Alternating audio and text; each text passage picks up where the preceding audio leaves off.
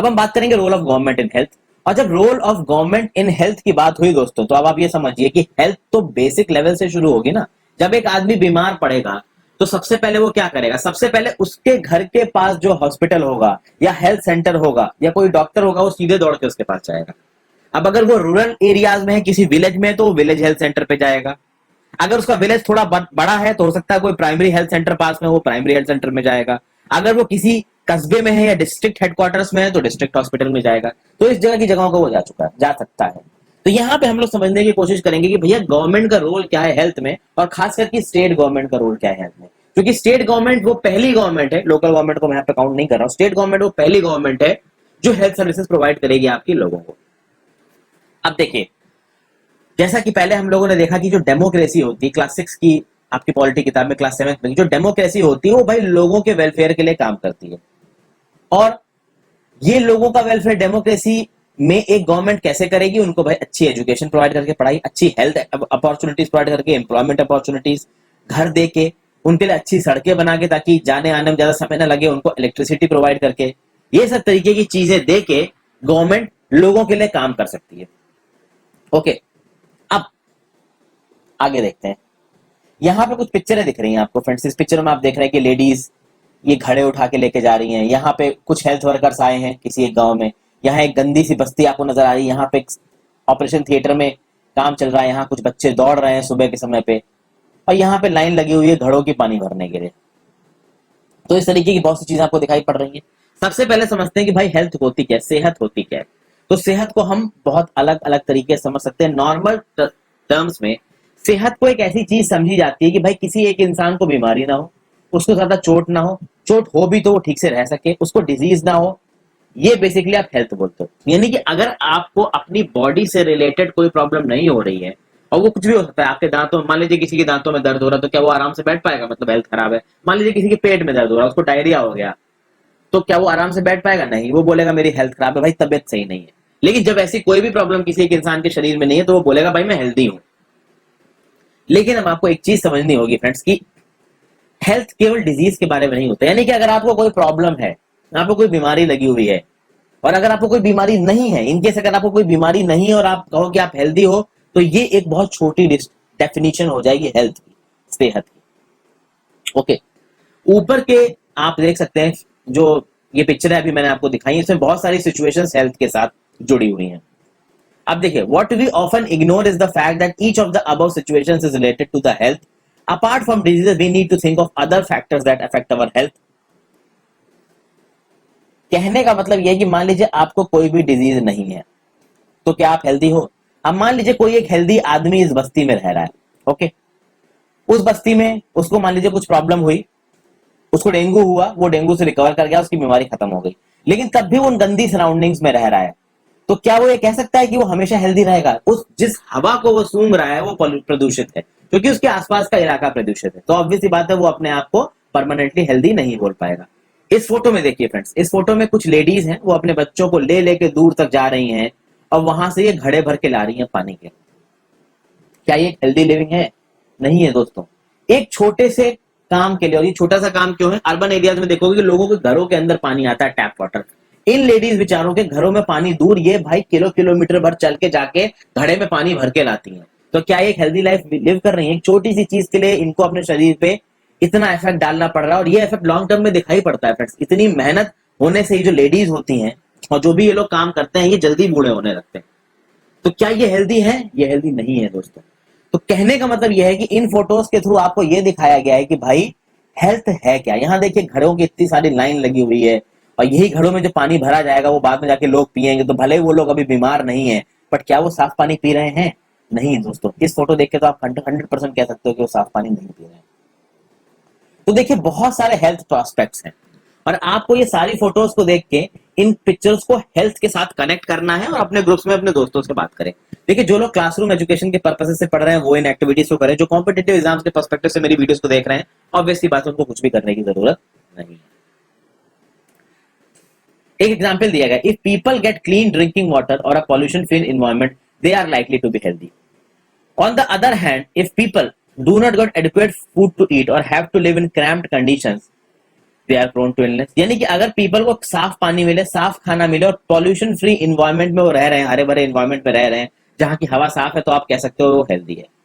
एक इंसान जिसको अच्छा खाना ना मिल रहा हो, एडिक्वेट खाना ना मिल रहा हो और वो बिल्कुल क्रैम्ड कंडीशंस में रह रहा हो, जैसे कि स्लम्स में रह रहा हो या चॉल्स में रह रहा हो, तो भाई उसको बीमारी लग सकती है। इवन आप ये समझ लो फ्रेंड्स कि अगर कोई एक ऐसा पर्सन है जो एक अच्छे एनवायरमेंट में रह रहा हो पर उसको खाना गंदा मिल रहा हो या पानी गंदा पी रहा हो, तो क्या वो हेल्दी होगा? नहीं होगा। तो हेल्दी होने के लिए बहुत सारे फैक्टर्स कॉन्करेंटली एक साथ होने चाहिए, तब आप कह सकते हो कि आप हेल्दी हो गए। ओके, अब हम सब चाहते हैं कि भाई हम एक्टिव रहें, हमारी बॉडी बिल्कुल एक्टिव रहे, हमारे अंदर एनर्जी रहे, ठीक है। और अगर आप किसी एक आदमी को देखोगे कि वो डल सा पड़ा हुआ, थोड़ा इनएक्टिव है, एंग्शियस है, तो आप क्या बोलोगे कि भाई ये तो यार हेल्दी होने के साइन नहीं है, आप डल से पड़े हुए हो, आप इनएक्टिव पड़े हुए हो, ठीक है, आपके अंदर एनर्जी की कमी महसूस हो रही है, तो बेसिकली आप हेल्दी नहीं हो। तो इस चीज से आप इस चीज को भी जोड़ सकते हो कि कभी कभी आपने फादर को देखा होगा, आपके फादर्स जब घर से लौट के आते थे, जब हम लोग छोटे थे, तो इतने थके हुए होते थे, पूरे दिन से काम करके आते थे, तो परेशान से होते थे। तो आप कह सकते हो कि उनके दिमाग पे बहुत ज्यादा मेंटल स्ट्रेन पड़ रहा था, जो उनकी हेल्थ को भी इफेक्ट कर रहा था। तो आप समझ सकते हैं कि यहाँ पे बहुत सारे एस्पेक्ट्स ऐसे निकल के आ रहे हैं जो हमारे हेल्थ को इफेक्ट करते हैं। अब यहाँ पे देखिए भाई, दो कॉलम्स दे रखे हैं और दो कॉलम्स में आपको एक टाइटल देना है। दोनों कॉलम्स को हम लोग पढ़ते हैं। देखिए यहाँ पे लिखा हुआ, इस वाले में क्या लिखा है कि भैया इंडिया में, दुनिया भर में सबसे ज्यादा मेडिकल कॉलेजेस हैं, सबसे ज्यादा डॉक्टर्स इंडिया में आते हैं, हर साल 30,000 नए डॉक्टर्स इंडिया में क्वालिफाई करते हैं, बनते हैं। हेल्थ केयर फैसिलिटीज इंडिया में सब्सटेंशियली ग्रो कर रही हैं। 1950 में इंडिया में केवल 2,717 गवर्नमेंट हॉस्पिटल्स थे। 1991 में 11,174 गवर्नमेंट हॉस्पिटल्स आए और 2017 में ये नंबर हो गया 23,583। फिर इधर बात करें तो India gets a large number of medical tourist. बहुत सारे दूसरे देशों से यहाँ पे मेडिकल टूरिस्ट आते हैं, थाईलैंड से आते हैं, अफगानिस्तान से आते हैं, बांग्लादेश, श्रीलंका, आसपास के देशों से यहाँ पे मेडिकल टूरिस्ट आते हैं। इंडिया के हॉस्पिटल्स में वो इसलिए आते हैं क्योंकि इंडिया के कई हॉस्पिटल्स भाई दुनिया के बेस्ट हॉस्पिटल्स में आते हैं और कंपैरेटिवली दूसरी जगहों से, यानी कि यूएस, यूके, कनाडा जैसी जगहों से जहां मेडिकल साइंस बहुत आगे बढ़ चुकी है, उन जगहों से जो खर्चा होता है बीमारी का, वो इन फॉरेन टूरिस्ट के लिए, इन फॉरेन मेडिकल टूरिस्ट के लिए कम होता है। कहां पे? हमारे भारत देश में। और अगर इंडिया की बात की जाए तो India is the third largest producer of medicine in the world and also a large exporter of medicine. तो ये जो चार चीजें अभी हमने देखी दोस्तों, इसको पढ़ के तो लगा कि भैया हमारे जो देश का मेडिकल सेक्टर है वो बहुत तेजी से ग्रो कर रहा है, बहुत अच्छे से ग्रो कर रहा है, ठीक है ना। तो आप इस कॉलम को एक हेडिंग दे सकते हो, the brighter prospect of Indian medical industry. आप कह सकते हो, मैंने थोड़ा बड़ा दे दिया, छोटा भी, the brighter prospects of Indian medical industry या the promising Indian medical sector, the growing Indian medical sector, the sunrise Indian medical sector. इस तरीके की आप हेडिंग्स दे सकते हो यहाँ पे। तो ये एक सिनारियो दिखा रहा है। इसके जस्ट अपोजिट दूसरा सिनारियो दिख रहा है यहाँ पे। यहाँ से शुरू करते हैं। ज्यादातर डॉक्टर्स जो क्वालिफाई करते हैं वो अर्बन एरियाज में सेटल डाउन करते हैं, कोई रूरल एरियाज आना नहीं चाहता। तो हो क्या रहा है कि गांव साइड पे जो लोग रह रहे हैं, अगर उनको डॉक्टर को देखना हो तो उनको बहुत सारे डिस्टेंस ट्रेवल करके जाना पड़ेगा, तब उनको डॉक्टर मिलेगा। तो आप समझ सकते हैं कि भाई एकदम से अगर किसी को बीमारी हो गई तो उसको इमीडिएटली डॉक्टर अवेलेबल हो ही नहीं पाएगा। फिर पॉपुलेशन के रिस्पेक्ट में, पॉपुलेशन पर डॉक्टर्स, मतलब कि एक डॉक्टर को कितनी पॉपुलेशन को कैटर करना, अगर इस नंबर को कंपेयर किया जाए तो ये नंबर रूरल एरियाज में बहुत लेस है, ठीक है ना। अगर अर्बन एरियाज में पॉपुलेशन ज्यादा है तो अर्बन एरियाज में डॉक्टर्स भी बहुत ज्यादा है, रूरल एरियाज में पॉपुलेशन ज्यादा है बट डॉक्टर्स कम है। ओके, हमारे देश में हर साल 5 लाख लोग ट्यूबरक्लोसिस से मर जाते हैं और भाई इंडिपेंडेंस से ये हालत बनी हुई है। अब तो खैर देखिए कि टीबी का थोड़ा सा रिसेंट ईयर्स में थोड़ा बहुत अच्छा हम लोग डेवलपमेंट कर रहे हैं, टीबी केसेस कम हो रहे हैं, बट इंडिपेंडेंस के समय पर 1947 से लेके 2005 तक भाई बड़ी खराब स्थिति रही है। 2005-2010 तक हर साल बहुत सारे लोग टीबी से मरते हैं। ऑलमोस्ट 20 लाख केस मलेरिया के आते हैं और ये नंबर घट नहीं रहा है, बढ़ रहा है, क्योंकि हमारी आबादी बढ़ रही है। फिर हमारे देश में सबके पास क्लीन ड्रिंकिंग वाटर नहीं है, इसीलिए communicable diseases, 21% of all communicable diseases water borne. अब जैसे कि कम्युनिकेबल डिजीज में एग्जांपल क्या होते हैं? डायरिया हो गया भाई, आपका पेट खराब हो गया, वॉर्म्स हो गया, हेपेटाइटिस हो गया, ये सब आपके कम्युनिकेबल डिजीज हो गई, छींक हो गई, डेंगू हो गया, इस टाइप की चीजें हो गई। अब आप बोलोगे नॉन कम्युनिकेबल डिजीज कहते हैं, तो नॉन कम्युनिकेबल डिजीज में आती है फ्रेंड्स आपका, आप कह सकते हो कि हार्ट डिजीजेस, जो हार्ट से रिलेटेड डिजीज होगी, कैंसर हो गया, इस तरीके की चीजें आपकी आती हैं नॉन कम्युनिकेबल डिजीज में। तो कम्युनिकेबल डिजीजेस 21% वाटर बॉर्न है, यानी गंदे पानी की वजह से। और कहा जाता है कि इंडिया में आधे बच्चों को लमसम इनफ खाना नहीं मिलता खाने को, इसलिए अंडर नूरिश्ड है। अब वो अंडर नूरिश दो तरीके से हो सकती है, तो वेस्टिंग हो सकती है, हो सकती है स्टंटिंग। स्टंटिंग मतलब कि जितनी उनकी एज है उस हिसाब से उनकी हाइट ग्रो नहीं करी है, और जितनी उनकी हाइट है उस हिसाब से उनका वेट कम है।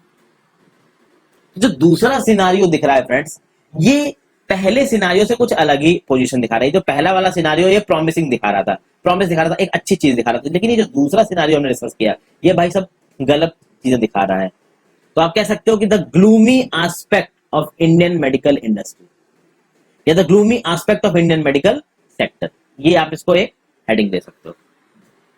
तो ये दो हमने सर्कमस्टांसेस को यहाँ पे कंपेयर किया, ठीक है। तो ये एक कंट्रास्ट है, और ये कंट्रास्ट हमारे देश में हमको दिख रहा है फ्रेंड्स। ओके, तो यहाँ पे देखिए एक चीज लिखी हुई है कि in India it is often said that we are unable to provide health services for all because the government does not have enough money और facilities. After reading the above left hand column do you think it is true? कहने का मतलब ये है कि भैया हमारे पास सबसे ज्यादा मेडिकल कॉलेजेस हैं, हमारे पास सबसे ज्यादा डॉक्टर्स प्रोड्यूस हो रहे हैं, तब भी भाई हम ये बोलते हैं, बहुत सारे लोग ये बोलते हैं कि भाई सरकार ये जो रूरल एरियाज की रिक्वायरमेंट्स को केटर करने के लिए डॉक्टर नहीं है। उसका रीजन ये है फ्रेंड्स कि जो बहुत सारे लोग जो डॉक्टर बनते हैं वो रूरल इलाकों में जाना ही नहीं चाहते हैं, ठीक है। डॉक्टर बनने में उनकी पढ़ाई में अच्छा खासा पैसा खर्च हो जाता है, फिर जब वो पैसा खर्च करके डॉक्टर बनते हैं और इतनी मेहनत कर चुके होते हैं, तब वो एक अच्छी जिंदगी जीना चाहते हैं। अच्छी जिंदगी जीने के लिए पैसे चाहिए, पैसे कमाने के लिए उनको अर्बन एरियाज में रहना पड़ेगा, क्योंकि अगर वो रूरल एरियाज में जाकर लोगों का इलाज करेंगे तो उनको पैसा नहीं मिलेगा। और कभी फ्रेंड्स आप खुद से देखिएगा, कभी अपने माँ बाप से पूछिएगा, जो अर्बन एरिया में एक डॉक्टर अपना क्लिनिक चलाता है वो कितने पैसे कमा लेता होगा। और आप जस्ट एक अंदाजा लगाइए, ठीक है, कि अर्बन एरिया से क्लिनिक में कुछ एक अच्छे डॉक्टर है, जैसे लखनऊ में डॉक्टर है आहूजा, भाई वो बहुत अच्छे डॉक्टर हैं। सुबह सुबह एक दो बार मैं अपने मदर को लेके या फादर को लेके उनके पास गया, सुबह भाई 6 बजे से उनकी क्लिनिक के बाहर लाइन लग जाती थी, 60-70 आदमी खड़ा रहता था। एक दिन पहले शाम को आप अपॉइंटमेंट लो और अगले दिन एग्जैक्ट सुबह 6 बजे पहुंच जाओगे तो आधे घंटे में नंबर आ जाएगा। कहीं 7 बजे पहुंचे तो 2 घंटे बैठे रहोगे नंबर के लिए। और वो एक एक पेशेंट को जल्दी देखते हैं और एक एक आदमी से 500-500 रुपए फीस लेते हैं।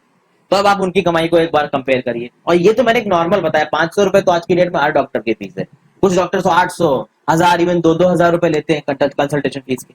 वहीं पे एक क्वालिफाइड डॉक्टर एमबीबीएस अगर उसको किसी सरकारी हॉस्पिटल ने गवर्नमेंट ने रिक्रूट करके डेप्यूट किया, उसको मुश्किल से लाख रुपए सैलरी मिलेगी शुरुआत, ठीक है, 80,000 लाख रुपए की सैलरी मिलेगी। तो एक डॉक्टर जो इतना मेहनत करके पढ़ के इतना ऊपर पहुंचा, वो क्या बोलेगा? वो बोलेगा कि भाई मैं अर्बन एरिया में रह के पैसे कमाऊंगा, मुझे तो पैसे कमाने भाई एक अच्छी जिंदगी जीनी है, क्योंकि रूरल एरियाज में ना एक अच्छी जिंदगी मिलेगी उसको, ना घूमने फिरने के एवेन्यूज मिलेंगे, ना वो ज्यादा पैसे कमा पाएगा। तो अब आप इस बात को कनेक्ट कर पा रहे हैं कि ये जो आज की डेट में रूरल एरियाज में डॉक्टर्स की कमी है वो क्यों है, असलियत में क्यों है? वो क्या इसलिए है कि हमारे पास रिसोर्सेज अवेलेबल नहीं है, या वे इसलिए है कि भाई लोग जाके वहां काम ही नहीं करना चाहते? और इसमें सिर्फ डॉक्टर्स की गलती नहीं है, इसमें गवर्नमेंट्स की भी गलती है। आप वेस्टर्न कंट्रीज में जाके देखिए फ्रेंड्स, कनाडा, यूके और यूएसए जैसी कंट्रीज में जाके देखिए, वहां पे जो गवर्नमेंट्स होती हैं वो अपने डॉक्टर्स को कितना कितना पैसा सैलरी में देती है। और वहीं पे इंडिया में एक क्वालिफाइड डॉक्टर को, जो कि बड़ा एग्जाम क्वालिफाई करके आए, जब उसकी गवर्नमेंट हॉस्पिटल पोस्टिंग होगी, सिर्फ 80,000 या 90,000 रुपए की सैलरी मिलेगी। अब 80-90 हजार हो सकता है ज्यादा ना हो दोस्तों, आप लोगों के साथ 80-90 हजार हो सकता है आप लोगों के हिसाब से बहुत ज्यादा हो, लेकिन एक डॉक्टर के पर्सपेक्टिव से देखोगे ना तो 80-90 हजार कुछ भी नहीं होता है। समझ गया बात को? अब देखिए, अगर हमको इलनेस को प्रिवेंट करना है, ट्रीट करना है, तो भैया हमको एप्रोप्रिएट हेल्थ केयर फैसिलिटी चाहिए। जैसे कि हमको हेल्थ सेंटर चाहिए, हॉस्पिटल चाहिए, टेस्टिंग के लिए लेबोरेटरी चाहिए। जब आपकी तबियत खराब हो जाती है तो भाई आपका ब्लड सैंपल लिया जाता है, आपके ब्लड की टेस्टिंग की जाती है, पता किया जाता है कौन सी बीमारी हुई है। एम्बुलेंस सर्विस चाहिए कि भैया गांव में किसी की तबियत खराब होगी तो एम्बुलेंस दौड़ गई, इसको लेकर हॉस्पिटल लेके आई। ब्लड बैंक चाहिए, एकदम से अगर खून का लॉस ज्यादा हो गया तो भाई खून भरने के लिए होना चाहिए। ओके, अब ये सारी फैसिलिटीज हमको चाहिए ताकि एकदम से अगर जरूरत पड़े ना तो ये फैसिलिटीज अवेलेबल हो। और इन फैसिलिटीज को चलाने के लिए हेल्थ वर्कर्स चाहिए, नर्सेस चाहिए, क्वालिफाइड डॉक्टर्स चाहिए, हेल्थ प्रोफेशनल्स चाहिए, जो कि भाई बीमारी को समझ सके और उसको ट्रीट कर सके और लोगों को एडवाइस कर सके कि आप इस बीमारी से कैसे बचें। बहुत सारी मेडिसिन और इक्विपमेंट्स की भी जरूरत पड़ती है। तो इतनी सारी चीजों की जरूरत पड़ेगी। जो मैंने अभी आपको थोड़ी देर में सिनारियो समझाया था ना, वो केवल क्वालिफाइड डॉक्टर्स के लिए समझाया था। उसके अलावा ये बहुत सारी जो चीजों की जरूरत है वो भी हमने यहाँ पे देखा। तो क्या ये सब चीजें आपकी भैया गांव में अवेलेबल हो पाती हैं? देखिए फ्रेंड्स, अवेलेबल तो हो पाती हैं, लेकिन कम अवेलेबल हो पाती है। गांव में अगर आप जाके देखोगे ना, रूरल एरियाज में आप जाके देखोगे तो इस तरीके की फैसिलिटीज अवेलेबल हैं, बट कंपेरेटिवली कम है। इंडिया में भाई बहुत ज्यादा डॉक्टर्स, क्लिनिक्स और हॉस्पिटल्स मिलते हैं। अच्छा खासा इंडिया के पास एक एक्सपीरियंस है पब्लिक हेल्थ केयर सिस्टम को चलाने का। 1947 से हम आजाद हुए हैं, 1947 से इंडिया गरीब कंट्री में माना जाता है। गरीब कंट्री में इसलिए माना जाता है, देखिए इकोनॉमी के हिसाब से मत देखिए इंडिया को। इंडिया भले ही दुनिया की तीसरे नंबर की सबसे बड़ी इकोनॉमी हो परचेजिंग पावर पैरिटी के बेसिस पे, अब सवाल आता है परचेजिंग पावर पैरिटी क्या होती है, जाके देखिए। फिर भी इंडिया की एक मेजोरिटी ऑफ द जनता एकदम गरीबी, भीषण गरीबी में रहती है। तो इंडिया का जो पब्लिक हेल्थ सिस्टम है वो काफी एक्सपीरियंस ले चुका है इन चीजों का। उसमें हॉस्पिटल्स होते हैं भाई, हेल्थ सेंटर्स होते हैं, और ये एक बड़े पॉपुलेशन को देखने का इसके पास एक्सपीरियंस है। और ये बड़ी population hundreds of thousands of villages में फैली हुई है। ओके, हमारी मेडिकल साइंसेज में तगड़े एडवांसमेंट हो चुके हैं। बड़े बड़े कम्युनिकेबल डिजीज और नॉन कम्युनिकेबल डिजीज के इलाजेस निकाले जा चुके हैं दुनिया भर में। इंडिया के पास भी ये टेक्नोलॉजी मौजूद है। लेकिन फिर भी जो सेकंड कॉलम जिसको हमने पढ़ा था उसने बताया कि भैया कैसे कंट्री में हमारी हेल्थ सिचुएशन बहुत ज्यादा खराब है। और भले ही हमारे पास बहुत सारा डेवलपमेंट हुआ है, तब भी प्रॉपर हेल्थ केयर फैसिलिटीज लोगों को नहीं मिल पा रही है। और एक बात बता दूं, ना केवल रूरल एरियाज में भाई, लोगों को अर्बन एरियाज में भी ये फैसिलिटी नहीं मिल पा रही है। ओके, तो ये थोड़ा सा कॉन्ट्रैरी दिख रहा है। हमारे देश के पास ठीक ठाक मनी है, नॉलेज है, लोगों के पास एक्सपीरियंस है, डॉक्टर्स की कमी नहीं है, हमारे पास सब कुछ है हमारे पास, तब भी हेल्थ केयर फैसिलिटी खराब है। अब ये खराब कैसे है इसको हम देखते हैं फर्स्ट। यहाँ पे देखिए एक हॉस्पिटल का सीन है। यहाँ पे भैया लंबी लंबी लाइनों में लोग खड़े हुए हैं, अपने टर्न का इंतजार कर रहे हैं। इस एक सिनारियो को मैंने समझाया था अपनी पिछले वीडियो में भी, जहां पे मैंने अपने एक गवर्नमेंट हॉस्पिटल में जाने के एक्सपीरियंस को शेयर किया था। अब एक एक्सपीरियंस यहाँ पे कहानी में नजर आएगा। भैया ये हकीम शेख की कहानी है। ये एक पश्चिम बंगाल खेत मजदूर समिति के मेंबर्स थे। ये एक ऑर्गेनाइजेशन है एग्रीकल्चरल लेबर्स का वेस्ट बंगाल में। 1992 में एक शाम को वो एक रन से गलती से गिर गए, रनिंग ट्रेन से गलती से गिर गए, और उनके सर पे कुछ चोटें लगी। उनकी कंडीशन बहुत सीरियस थी, खून बहने लगा, इमीडिएट ट्रीटमेंट की जरूरत थी। तो तुरंत उनके साथी उनको एक गवर्नमेंट हॉस्पिटल में लेके गए कलकत्ता में। कलकत्ता गवर्नमेंट हॉस्पिटल में बोल दिया कि भैया हम इनको एडमिट नहीं कर सकते, हमारे पास बिस्तर नहीं है, एक्स्ट्रा स्पेयर बेड नहीं है। वो दूसरे हॉस्पिटल में गए, वहां पे भी उनको नहीं मिला। हर हॉस्पिटल में उनसे यही बोला गया, कुछ ने ये बोला कि भाई हमारे पास बेड नहीं है एडमिट करने के लिए, कुछ ने बोला कि हमारे पास इस चीज को ट्रीट करने के लिए स्पेशलाइज्ड डॉक्टर नहीं है। 14 घंटे तक वो क्रिटिकल स्टेट में रहे।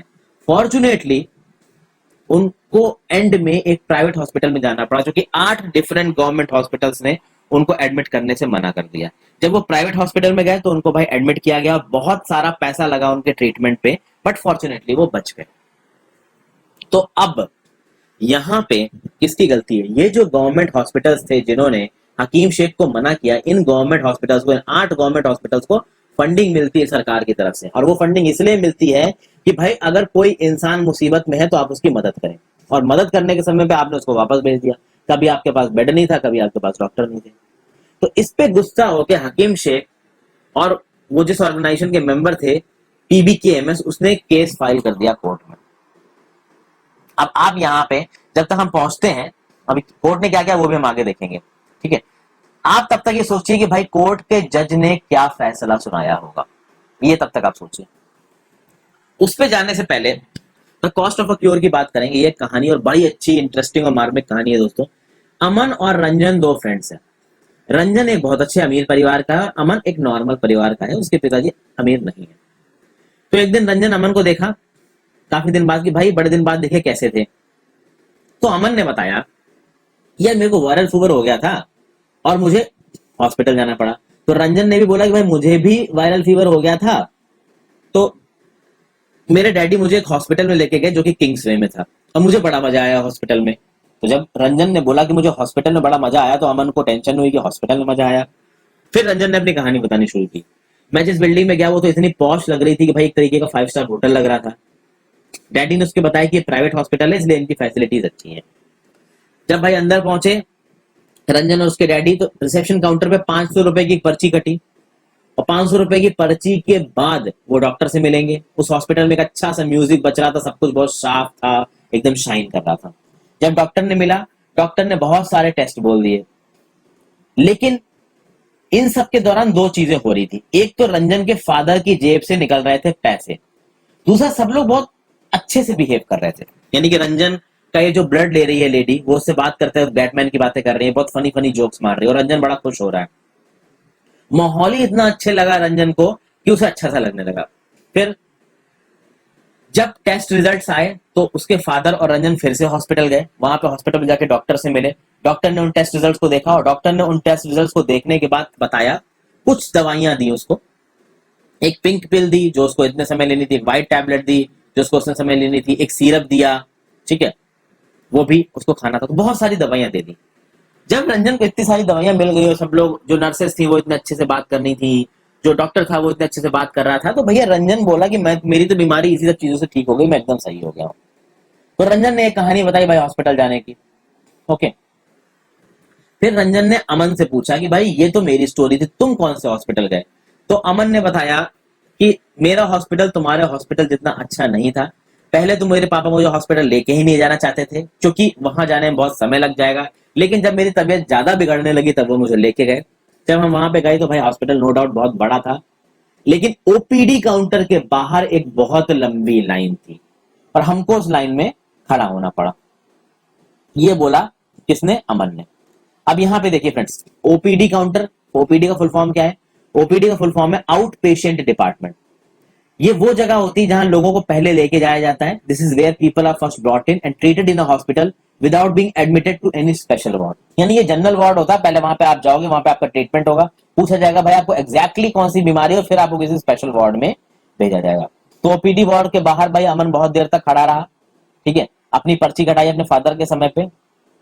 ओके, और जब इस लाइन में अमन खड़ा था तो बहुत परेशान हो गया था, उसकी तबीयत बहुत ज्यादा खराब थी, लेकिन तब भी उसको लाइन में खड़ा होना पड़ रहा था। लेकिन जब वो काउंटर में पहुंचेगा तो काउंटर पे केवल 1 रुपए की पर्ची कटी। अब यहाँ पे एक फर्क आया, इस काउंटर पे 1 रुपए की पर्ची कटी, और जब गवर्नमेंट हॉस्पिटल, जब एक प्राइवेट हॉस्पिटल में रंजन और उसके पिताजी गए थे तो भैया रिसेप्शन पे 500 रुपए ले लिए गए थे। तो एक फर्क आपको ये समझ में आया। लेकिन रंजन को वेट नहीं करना पड़ा, तुरंत अंदर चला गया। अंदर अच्छा सा म्यूजिक बज रहा था, सब कुछ बहुत साफ सुथरा लग रहा था। यहाँ पे बहुत क्रैम्प्ड कंडीशन थी सरकारी हॉस्पिटल में, सब लाइन में लगे हुए थे, सब काफी परेशान थे। फिर जब टर्न आया अमन का और अमन के फादर का, तो डॉक्टर ने एग्जामिन किया और डॉक्टर ने कहा कि ब्लड टेस्ट करना पड़ेगा। तो भाई ब्लड टेस्ट के लिए जब अमन और उसके फादर गए, वहां पे एक और लंबी लाइन लगी थी, और जब उनका नंबर आया तो उसके अंदर इतनी भीड़ थी कि डॉक्टर इस तरीके से टेस्ट निकाला। देखिए यहाँ पे डॉक्टर अमन का ब्लड सैंपल ले रहा है, ये उसके फादर खड़े हो, कितने लोग घेर के यहाँ पे खड़े हुए हैं, मतलब क्रैम्प्ड अप पोजीशंस थी। 3 दिन के बाद रिजल्ट आया। ओके, वो हॉस्पिटल के बाद वापस गए, डॉक्टर से मिले। अच्छा, एक और खास बात है, जब रंजन ने अपना ब्लड टेस्ट कराया था तो एक तरीके से कह सकते हो कि उसके ब्लड टेस्ट का खर्चा आया 3000 से 4000 रुपए।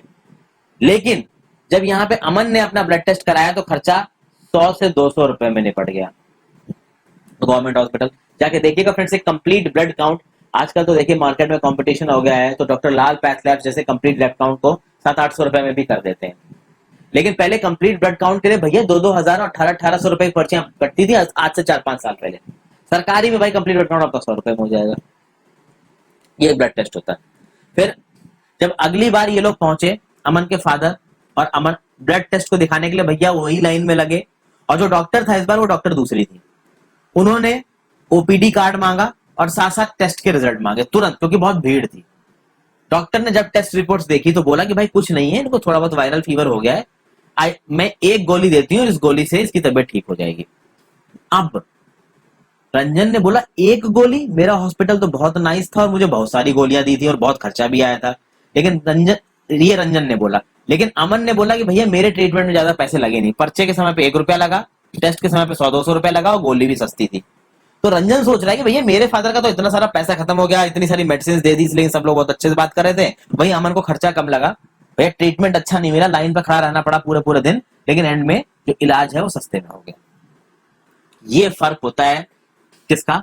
पब्लिक हेल्थ सर्विसेज का और प्राइवेट हेल्थ सर्विसेज का। इंडिया में या कहीं पे भी 2 तरीके की हेल्थ सर्विसेज दिखेंगी, एक पब्लिक हेल्थ सर्विसेज, एक private health services. Public health services normally government चलाती है, गवर्नमेंट ही चलाती है, और प्राइवेट हेल्थ सर्विसेज तो भाई प्राइवेट बेसिस पे ऑपरेट करती हैं। तो देखिए, public health services a chain of health centre and hospitals run by the government, और ये लिंक्ड होते हैं। ये रूरल एरियाज में मिलेंगे, फिर उसके आगे अर्बन एरियाज में मिलेंगे। जैसे जैसे एरिया ज्यादा अर्बन होता जाएगा वैसे वैसे फैसिलिटीज और बड़ी होती जाएंगी। और ये जो पब्लिक हेल्थ सर्विसेज होती हैं, ये हर तरीके की बीमारी का इलाज करती हैं, कॉमन इलनेस से लेकर स्पेशल सर्विसेज तक प्रोवाइड करती हैं। अगर आप विलेज लेवल पे एक सरकारी हेल्थ सेंटर को देखोगे, आपके गांव में एक सरकारी हेल्थ सेंटर होता है, छोटा सा एक कमरा सा बना रखा होगा, उसमें भाई एक नर्स होगी और एक विलेज हेल्थ वर्कर होगा। इस विलेज हेल्थ वर्कर को छोटी मोटी चीजों के बारे में पता होगा, सर्दी खांसी जुकाम हो गया, पेट खराब हो गया, तो उसकी दवाइयां वो दे देगा। कुछ दवाइयां उसके पास वहां पे होती भी हैं। जब ये विलेज हेल्थ सेंटर वाला पर्सन देखेगा कि भाई इस बंदे को ज्यादा बड़ी बीमारी हो गई है, तो वो क्या करेगा कि वो रेफर कर देगा प्राइमरी हेल्थ सेंटर पे।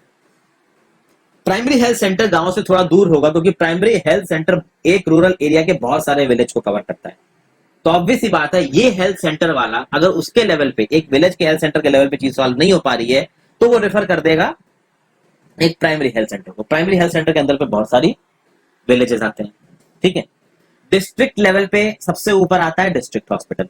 और ये डिस्ट्रिक्ट हॉस्पिटल सारे सेंटर्स को सुपरवाइज करता है। वो प्राइमरी हेल्थ सेंटर को भी सुपरवाइज करेगा, वो विलेज सेंटर्स को भी सुपरवाइज करेगा। ऊपर एक ऑफिसर बोलते हैं जिसको आप बोलते हो CMO, चीफ मेडिकल ऑफिसर।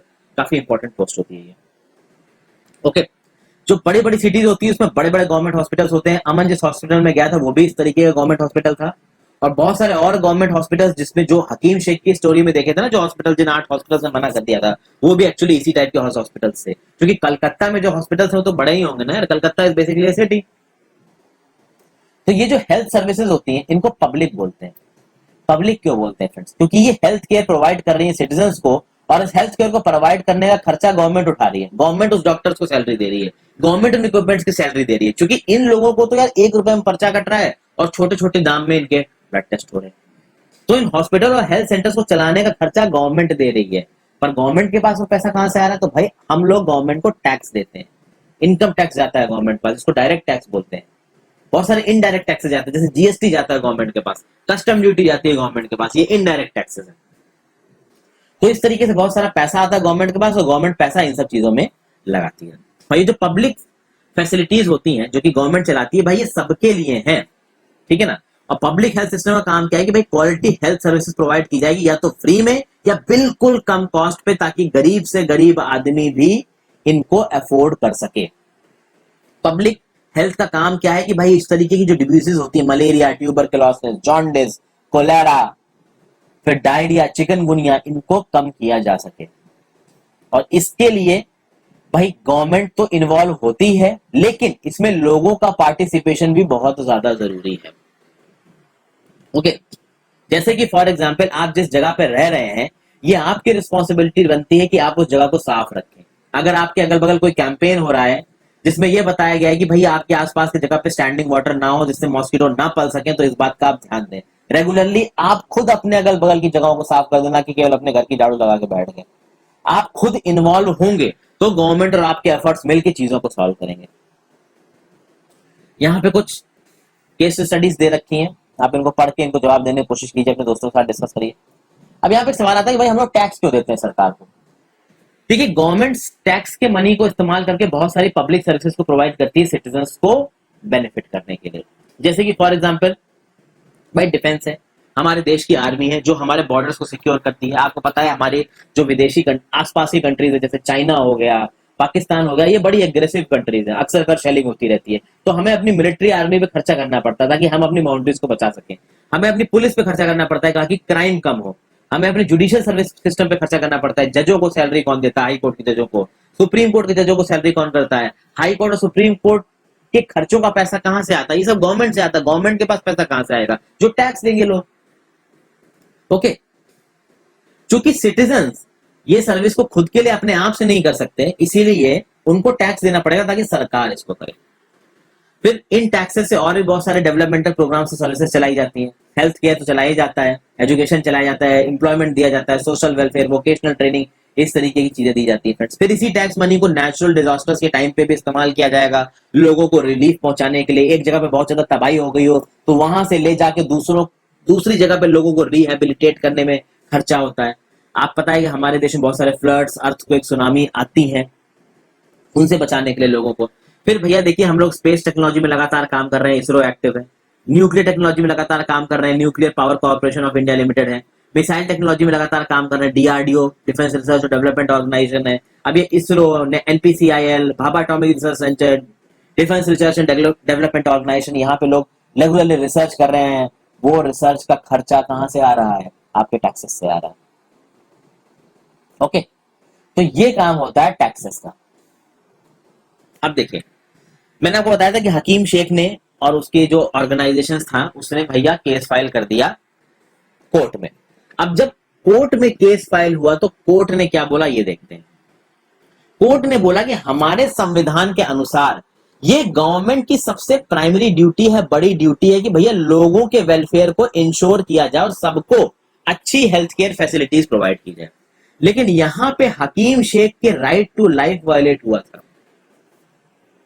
आपसे एक सवाल है, right to life and personal liberty हमारे संविधान के कौन से आर्टिकल में आता है? बहुत ही आसान सवाल है, जाके सर्च मारिए। तो गवर्नमेंट को सेफगार्ड करना है right to life of every person, लेकिन यहां पे हकीम शेख का राइट टू लाइफ कॉम्प्रोमाइज हुआ था, क्योंकि अगर कुछ ऊंच नीच हो जाती तो हो सकता है हकीम शेख की जिंदगी चली जाती। अगर एक हॉस्पिटल उसको टाइमली मेडिकल ट्रीटमेंट नहीं दे सकता है, यानी कि वो हॉस्पिटल जो कि गवर्नमेंट का रिप्रेजेंटेटिव है, वो प्रोटेक्शन ऑफ लाइफ छीन रहा है उस पर्सन से। इसीलिए कोर्ट ने सीधे सीधे बोला कि ये ड्यूटी है गवर्नमेंट की टाइम पे इमरजेंसी सिचुएशंस में हेल्थ सर्विसेज को प्रोवाइड किया जाए, और ये ड्यूटी है हॉस्पिटल्स की और उसके मेडिकल स्टाफ की। और चूंकि हकीम शेख को ट्रीटमेंट नहीं दिया गया, अलग अलग हॉस्पिटल्स में उसको वापस भेजा गया, इसलिए कोर्ट ने स्टेट गवर्नमेंट को यह ऑर्डर दिया कि जितना भी पैसा हकीम शेख ने अपने इलाज में खर्च किया गया है वो स्टेट गवर्नमेंट उतना पैसा हकीम शेख को वापस करे। ये कोर्ट ने ऑर्डर दिया, जो कि बिल्कुल सही ऑर्डर था। यहाँ पे एक फोटो दिखाई जा रही है, बड़ी मार्मिक सी फोटो है दोस्तों फ्रेंड्स। यहाँ पे एक माँ बैठी हुई है, उसकी बच्ची यहाँ पे सो रही है। Women and a sick child at a government hospital according to UNICEF United Nations का ऑर्गेनाइजेशन है। More than a million children die every year of India from preventable infections. गंदगी की वजह से, इन इन्फेक्शंस की वजह से बहुत सारे जो बच्चे हैं वो इंडिया में मर जाते हैं। अब हम आगे बात करते हैं प्राइवेट हेल्थ फैसिलिटीज की। भैया हमारे देश में प्राइवेट हेल्थ फैसिलिटीज बहुत सारे हैं, बहुत सारे डॉक्टर्स अपना प्राइवेट क्लिनिक चला रहे हैं। जैसा कि मैंने आपको बताया भैया, डॉक्टर्स प्राइवेट सेक्टर में घुसना चाहते हैं क्योंकि वो बड़ी बड़ी फीसेस चार्ज कर सकते हैं और अच्छा पैसा कमा सकते हैं। रूरल एरियाज में क्या मिलेगा? रजिस्टर्ड मेडिकल प्रैक्टिशनर मिलेगा, आरएमपी एक मिलेगा, लेकिन कभी कहीं दो मिल गया अगर ठीक ठाक बड़ा रूरल एरिया हुआ। लेकिन भैया अर्बन एरियाज में तो डॉक्टर ही डॉक्टर हैं, और बहुत सारे डॉक्टर स्पेशलाइज सर्विसेज प्रोवाइड कर रहे हैं। ठीक है, जैसे कि एक ऑर्थोपेडिशियन है, ठीक है, हड्डियां देख रहा है, एक हार्ट का डॉक्टर है, एक जनरल फिजिशियन है, समझिए फ्रेंड्स, एक गैस्ट्रोएंट्रोलॉजी देख रहा है, गैस्ट्रो इंटेस्टिनल प्रॉब्लम्स को देख रहा है। तो इस तरीके के भैया अलग अलग डॉक्टर्स अवेलेबल हैं। तो अर्बन एरियाज में जिस तरीके की फैसिलिटीज है वो स्पेशलाइज्ड है, हर तरीके की फैसिलिटीज है, हॉस्पिटल्स है, नर्सिंग होम्स है, ये प्राइवेटली ओन्ड है। जिन लोगों के पास पैसा है उन्होंने बना दिया। कोई एक डॉक्टर बहुत बड़ा हिट हो गया, उसने अपना खुद का हॉस्पिटल खोल दिया। अब इनमें बहुत सारी लेबोरेटरीज हैं जो टेस्ट भी करती हैं, स्पेशल तरीके की फैसिलिटीज, एक्सरेज, अल्ट्रासाउंड, सब कुछ अवेलेबल है। दुकानें भी है जहां से आप मेडिसिन खरीद सकते हो। बट प्रॉब्लम ये है कि जो प्राइवेट हेल्थ फैसिलिटीज है वो पैसा बहुत चार्ज करती है। जो चीज गवर्नमेंट हॉस्पिटल में 100 रुपए की मिल रही होगी, कोई आश्चर्य नहीं होगा कि वो एक प्राइवेट हॉस्पिटल में आपको 1500 या 2000 रुपए की मिले, या 3-4 हजार की भी मिल सकती है। तो जैसा कि नेम सजेस्ट करता है, प्राइवेट हेल्थ फैसिलिटीज ना इनको गवर्नमेंट ओन करती है, ना ही इनको कंट्रोल करती है। और यहाँ पे पेशेंट्स को बहुत सारा पैसा खत्म करना पड़ता है सर्विस को इस्तेमाल करने के लिए, लेकिन यहाँ पे सर्विस जल्दी मिल जाती है। जैसे हकीम शेख के केस में आपने देखा कि भाई जब 8 गवर्नमेंट हॉस्पिटल से मना कर दिया तो मजबूरी में उसको प्राइवेट हॉस्पिटल में जाना पड़ा अपनी जान बचाने के लिए। प्राइवेट हॉस्पिटल हर जगह दिख रहे हैं, खासकर बड़े बड़े दिल्ली, मुंबई, कोलकाता जैसे शहरों में तो आपको बहुत सारे दिख जाएंगे। यहाँ पे भाई हर तरीके की फैसिलिटीज अवेलेबल है। अब यहाँ पे बात आती है इक्वालिटी की। जब प्राइवेट हॉस्पिटल्स की बात आ गई तो बात आ गई इक्वालिटी की। क्या आपको लगता है कि प्राइवेट फैसिलिटीज में हर कोई इलाज करा पाएगा? ऑब्वियस सी बात है, नहीं करा पाएगा। गरीब आदमी प्राइवेट हॉस्पिटल में इलाज करा ही नहीं सकता। तो जब गरीब आदमी प्राइवेट हॉस्पिटल में इलाज करा नहीं सकता और एक अमीर आदमी प्राइवेट हॉस्पिटल में जाके इलाज करा लेता है, तो क्या वो इक्वल हैं? वो कतई इक्वल नहीं है, क्योंकि उनकी लाइफ का एक बेसिक राइट टू लाइफ ही उनको नहीं मिल पा रहा है भाई। क्योंकि गवर्नमेंट हॉस्पिटल्स भरे हुए हैं, अगर वहां सही समय पे इलाज नहीं मिला तो उनके पास एक जगह बचती है प्राइवेट हॉस्पिटल। अगर प्राइवेट हॉस्पिटल वो अफोर्ड नहीं कर पाए तो वो कैसे जिएंगे? ओके, ज्यादातर ये जो कंसेंट्रेशन है प्राइवेट सर्विस का अर्बन एरियाज में, कॉस्ट ऑफ सर्विस बहुत ज्यादा हाई है, दवाइयां एक्सपेंसिव है, ज्यादातर लोग इनको अफोर्ड नहीं कर सकते। अगर जो लोग यहाँ पे आते भी हैं इलाज कराने के लिए तो भाई वो इधर उधर से पैसा मांग के इलाज कराते हैं। कुछ प्राइवेट सर्विसेज अनएथिकल तरीके से काम कर रहे हैं, बहुत सारी पिक्चरों में भी दिखाया गया है। एक गब्बर इज बैक करके मूवी है, गब्बर अक्षय कुमार की मूवी है, उसमें कुछ ऐसी प्रैक्टिसेस को दिखाया गया जो कि बहुत ज्यादा अनएथिकल है। ठीक है, कभी कभी इन हॉस्पिटल्स में क्या होता है कि भाई छोटी सी चीजों के लिए आपको बहुत सारे खर्चे वाली चीजें बता देंगे ताकि आपकी जेब से ज्यादा पैसा निकल पा पाए। उल्टी सीधे मेडिसिन, इंजेक्शन, ये सब चीजें बता देंगे, जबकि नॉर्मल कुछ एक दवाई से काम बन जाएगा। देखा नहीं आपने अमन और रंजन के केस में, अमन को बोला कि एक गोली, और रंजन को तो भैया दवाइयां ही दवाइयां पकड़ा दी। और देखिए, केवल 20% of the population can afford all the medicine that they require during an illness. अगर आप किसी प्राइवेट अस्पताल में इलाज करा रहे हैं तो वहां पे दवाइयों का खर्चा इतना आ जाएगा कि केवल 20% लोग ही उनको अफोर्ड कर पाते हैं। ओके, अब जो लोग पुअर नहीं भी हैं उन्हें भी मेडिकल एक्सपेंसेस में प्रॉब्लम होती है। देखिए फ्रेंड्स, जो लोग पुअर है, पुअर मतलब मान लीजिए जो डेली वेज लेबरर्स हैं, दिहाड़ी में काम कर रहे हैं, काम मिला तो जिनके 400-500 रुपए बन गए, उस तरीके के लोग आपको लगता है कि किसी प्राइवेट हॉस्पिटल में जाके 500 रुपए, 1000 रुपए कंसल्टेशन फीस देंगे? अब मान लीजिए एक मिडिल क्लास आदमी है जो 50,000 रुपए दिन हर महीने की तनख्वाह कमाता है। आपको लगेगा 50,000 रुपए बहुत ज्यादा है, बहुत ज्यादा नहीं होते हैं दोस्तों। जब किसी के ऊपर मुसीबत आ जाती है ना मेडिकल की, तो वो 50,000 रुपए महीने कमाने वाला आदमी भी डेप्ट में आ जाएगा, क्योंकि वो 50,000 रुपए महीने कमाने वाला आदमी भी एकदम से 5-7 लाख रुपए का इंतजाम करना उसके लिए मुश्किल हो जाएगा।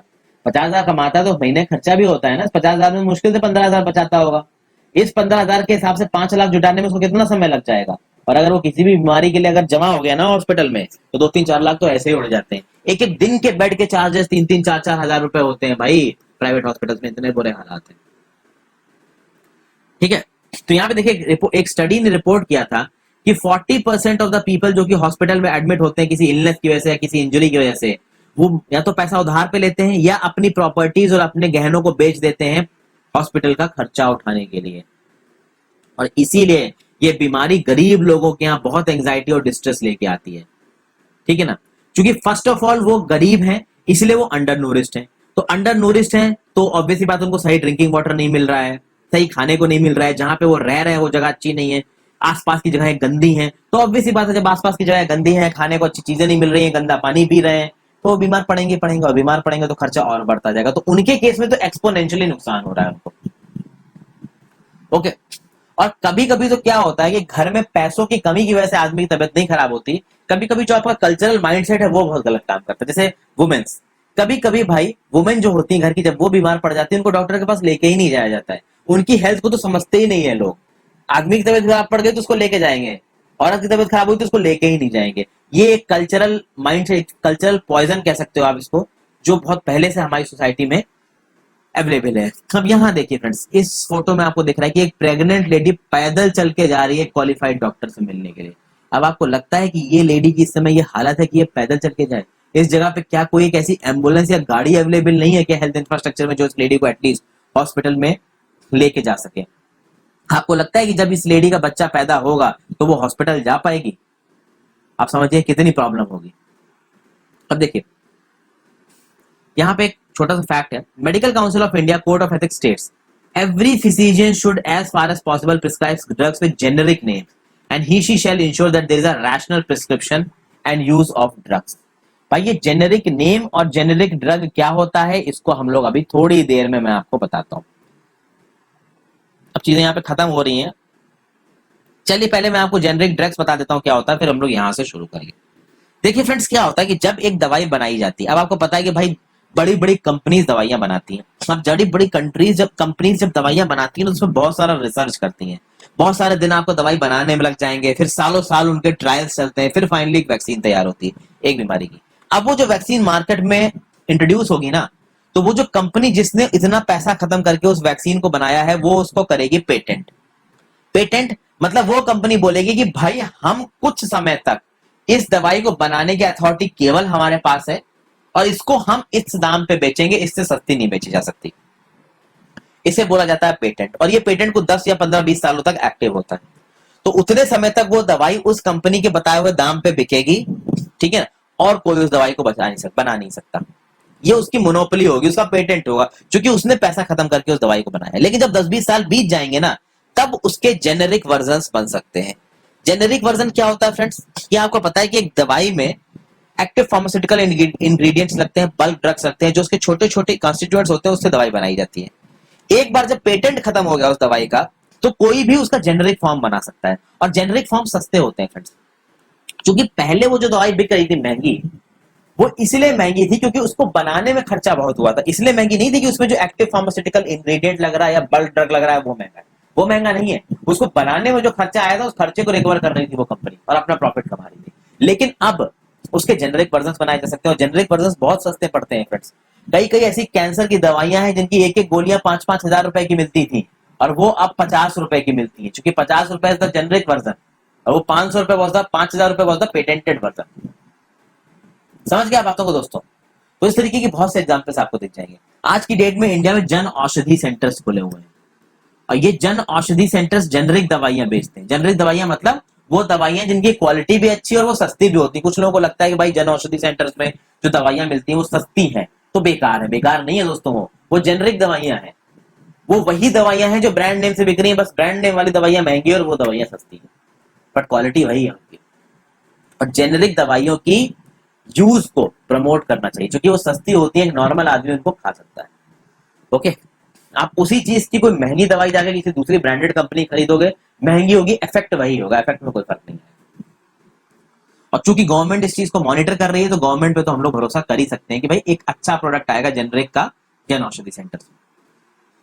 अब हेल्थ सिचुएशन के बारे में वापस आते हैं कि भाई देखिए हमारे देश की हेल्थ सिचुएशन अच्छी नहीं है तो हम सबको पता है। ये गवर्नमेंट की रिस्पॉन्सिबिलिटी है कि लोगों को अच्छी हेल्थ केयर सर्विसेज प्रोवाइड की जाए, खासकर गरीब और डिसएडवांटेज लोगों को। प्लस लोगों को भी अपने एंड पे कुछ ना कुछ करना है, अपने आसपास सफाई रखनी है, जितना हो सके क्लीन प्रैक्टिसेस को फॉलो करना है।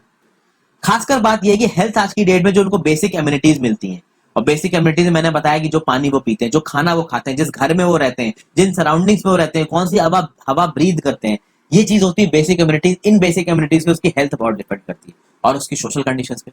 सोशल कंडीशंस कैसे? अब एक लेडी घर में, एक आदमी की तबीयत खराब हुई तो आदमी को हॉस्पिटल लेके गए, अब लेडी को हॉस्पिटल लेके नहीं गए, ये कौन सी बात हुई फ्रेंड्स? तो ये सोशल कंडीशंस है। वो जो वुमेन है वो सोशली डिसएडवांटेज है, इसलिए उसकी हेल्थ पे कोई ध्यान नहीं दिया जा रहा है। इसीलिए जरूरी है कि बेसिक कम्युनिटीज और सोशल कंडीशंस दोनों को सुधारा जाए अगर आपको ओवरऑल हेल्थ सिनेरियो इंडिया में सुधारना है। और देखिए सस्टेनेबल डेवलपमेंट गोल्स के बारे में मैंने बात की थी फ्रेंड्स, 2015 से 30 तक लागू हो रहे हैं। इसका गोल 3 है, good health and wellbeing. Okay, अब यहाँ पे एक अच्छा एग्जाम्पल है दोस्तों, केरला। केरला कहां दिखता है? देखिए ये रहा Kerala friends, this is Kerala, Malabar coast on the western coast of India. एक केरला का एक्सपीरियंस है।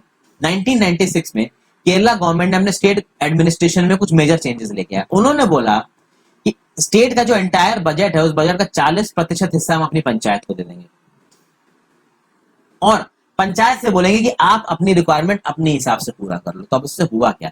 अब उससे होने में हुआ ये कि विलेज के लेवल के लोगों के पास ये आजादी थी कि वो अपने पीने के पानी का इंतजाम कर सके, अपने खाने का इंतजाम कर सके, वुमेन के डेवलपमेंट और एजुकेशन का इंतजाम कर सके।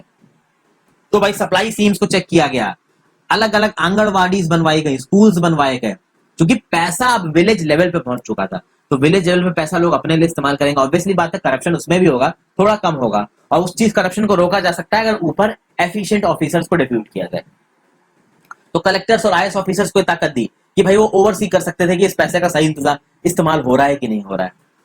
तो हेल्थ सेंटर बनाए गए, उनको इंप्रूव किया गया। तो इन सब चीजों ने सिचुएशन को सुधारा। इसलिए आप देखोगे कि केरला का हेल्थ सेक्टर बाकी स्टेट से अच्छा है, लेकिन उसके बावजूद भी बहुत सारी चीजें प्रॉब्लम अभी भी, जैसे कि मेडिसिन अभी भी कम है, हॉस्पिटल में बेड्स अभी भी कम है, डॉक्टर्स अभी भी कम है, क्योंकि ज्यादातर डॉक्टर्स तो अर्बन एरियाज में प्राइवेट पेशेंट्स को ट्रीट कर रहे हैं पैसा कमाने के लिए। तो इस तरीके की चीजें हैं दोस्तों, और वो क्यों ना करें यार, पढ़ाई में पैसे उनके खत्म होते हैं। अब हर कोई तो एम्स का एग्जाम क्वालिफाई नहीं कर सकता ना, ज्यादातर लोग तो प्राइवेट इंस्टीट्यूट्स में जाके पढ़ते हैं अपनी सर ये मेडिकल की पढ़ाई। अब जब प्राइवेट इंस्टीट्यूट्स में वो अपनी मेडिकल की पढ़ाई करते हैं, उनका इतना पैसा खत्म हो जाता है कि उनको भाई प्राइवेट सेक्टर में ही जॉब करनी पड़ेगी अपने एजुकेशन का खर्चा उठाने के लिए।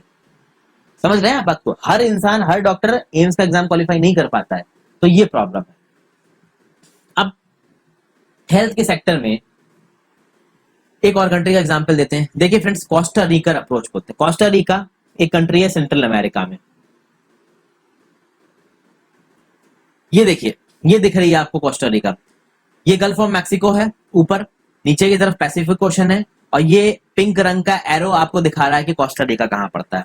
पैनामा से बिल्कुल बगल में है कोस्टा रिका। आप कह सकते हो कि नॉर्थ अमेरिका साउथ अमेरिका को जोड़ने वाली जो स्ट्रिप है उसमें पड़ती है ये कंट्री कोस्टा रिका। तो इस कोस्टा रिका के एग्जांपल को हम लोग देख रहे हैं। सेंट्रल अमेरिका के देशों की अगर बात की जाए तो सेंट्रल अमेरिका के देशों में one of the healthiest country मानी जाती है कोस्टा रिका। क्यों? इसका जवाब मिलता है इसके कोस्टा रिका के कॉन्स्टिट्यूशन। बहुत साल पहले कोस्टा रिका के लोगों ने बोला कि भाई हम अपनी खुद की आर्मी नहीं रखेंगे, हम अपने पैसे को आर्मी में खर्च करने के बजाय हेल्थ पे खर्च करेंगे, एजुकेशन पे खर्च करेंगे, लोगों की बेसिक जरूरतों पे खर्च करेंगे, उनको अच्छा पानी अवेलेबल कराएंगे, अच्छा खाना अवेलेबल कराएंगे। जो ये कोस्टा रिका है ना भैया, ये डेवलपमेंट के साथ साथ अपने लोगों के हेल्थ पे भी बहुत ध्यान देता है। तो बहुत सारी बेसिक सर्विसेज और एमिनिटीज प्रोवाइड कर जाती हैं लोगों को, जिसमें ड्रिंकिंग वाटर, सैनिटेशन, न्यूट्रिंग, हाउसिंग सब कुछ है। और जब इतना ध्यान दिया जाएगा लोगों की हेल्थ पे तो ऑब्वियस सी बात है वहां पे हेल्थ अच्छा होगी। और प्लस हेल्थ एजुकेशन को भी वहां बहुत इंपॉर्टेंट माना जाता है, और इस एजुकेशन में एसेंशियल पार्ट, एक बहुत इंपॉर्टेंट मेजर रोल हेल्थ को दिया जाता है। जो भी पढ़ाई लिखाई होती है ना कोस्टा रिका में, उसमें एक मेजर फोकस दिया जाता है हेल्थ को। बच्चों को सिखाया जाता है कि भैया आप अपनी हेल्थ को कैसे अच्छा कर सकते हैं, कैसे सुधार सकते हैं। ओके, यहाँ पे एक इंपॉर्टेंट फैक्ट दे रखा है, important part of the constitution, it is the duty of the state to raise the level of nutrition and the standard of living and to improve public health. कौन सा article में लिखा है बता सकते हैं क्या? खुद ढूंढने की कोशिश कीजिए। आगे देखते हैं, सस्टेनेबल डेवलपमेंट गोल। छठे नंबर का सस्टेनेबल डेवलपमेंट गोल है क्लीन वाटर एंड सैनिटेशन। तो यहाँ पे हमने पब्लिक शब्द का मतलब समझा है, प्राइवेट शब्द का मतलब समझा है। मेडिकल टूरिस्ट जो बाहर से आके अपना टूर यहाँ पे इलाज कराते हैं, तो अफगानिस्तान, बांग्लादेश, थाईलैंड, इन सब जगहों से लोग आते हैं, कंबोडिया। कम्युनिकेबल डिजीजेस जो कि वाटर से फैलती हैं, जो कि फूड से फैलती हैं, जो कि हवा से फैलती हैं, जैसे कि अभी की डेट में चल रही है कोविड-19। Basically this is a communicable disease, extremely communicable disease भैया। हवा से लोग मास्क लगा के घूमना पड़ रहा है बचने के लिए। एथिक्स, एथिक्स क्या होते हैं? वो मॉरल प्रिंसिपल्स जो एक पर्सन के बिहेवियर को इन्फ्लुएंस करते हैं, तो ये एथिक्स होते हैं। जेनरिक नेम्स, जेनरिक नेम्स क्या होता है फ्रेंड्स, कि आप उस ड्रग के ब्रांडेड नाम को ना लेके उसका केमिकल या साइंटिफिक नेम लो, जेनरिक नेम लो। जैसे कि फॉर एग्जांपल एस्पिरिन ब्रांडेड नाम है दवाई का, और उसका जेनरिक नेम क्या है? Acetyl salicylic acid. तो अगर कोई डॉक्टर एसिटाइल सैलिसाइलिक एसिड को रिकमेंड करेगा ना, रेफर करेगा ना, तो जेनरिक वर्जन भी दिए जा सकते हैं एस्पिरिन। तो आई होप ये वीडियो पसंद आई हो फ्रेंड्स। पसंद आई तो लाइक करे कि ना मत जाना, प्लीज अपने दोस्तों के साथ वीडियोस को शेयर कर दीजिए अच्छी लगी। ये करने से आप मेरी हेल्प कर सकते हैं मेरे व्यूज बढ़ाने में। पढ़ते रहिए। Thank you for watching. अपना ध्यान रखिए, कोरोना से बचें। Good bye.